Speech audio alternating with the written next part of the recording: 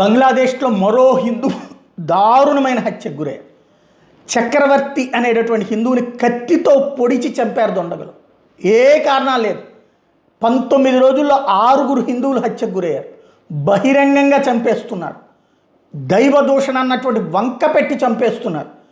చక్రవర్తిని కత్తితో పొడవడానికి కారణం ఏంటయ్యా అంటే, నువ్వు మా దేవుడే కరెక్టు, ఇంకే దేవుళ్ళు లేరని చెప్పు. అదేంటన్నా అన్నామంటే చాలు పొడిచి పారేయడం, నరికి చంపేయటం.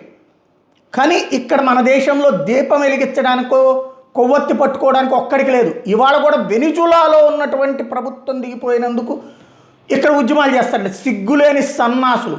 వెనిజులా అనేటటువంటి దేశానికి మనకేంట్రా సంబంధం? వాడికి మనకేమైనా సంబంధం ఉందా? ఆ ఎదవేవడో వాడేదో డ్రగ్స్ అమ్ముకు బతికేటటువంటి వాడు, లేకపోతే వాడు పోని అమెరికాతో కొట్లాడుకుంటున్నాడు, ఆడు చూసుకుంటాడు.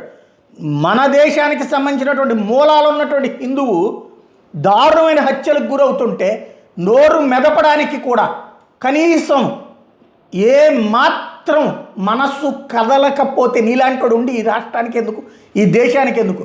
నక్సలైట్ చస్తే మనం చచ్చిపోతున్నాం, తీవ్రవాది చస్తే మనం చచ్చిపోతున్నాం. ఒక హిందువు చచ్చిపోతే చంపేస్తే పట్టించుకునే దిక్కు లేదు.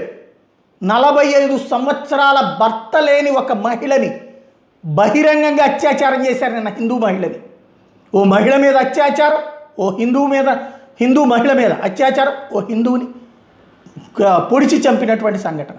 కానీ స్పందన లేనటువంటి సమాజం. హిందూ సమాజం గుళ్ళకెళ్ళి దండం పెట్టుకుంటే సరిపోతుంది, ఎవడి పాపాన వాడే పోతాడంటే రేపు పొద్దున పొడిచినోడు కూడా మా పాపాన మేము పోతాలే నువ్వు జావంటాడనమాట. ఈ దేశంలో హిందూకి ఒక గుణపాఠం బంగ్లాదేశ్లో జరుగుతున్నటువంటి దారుణాలు.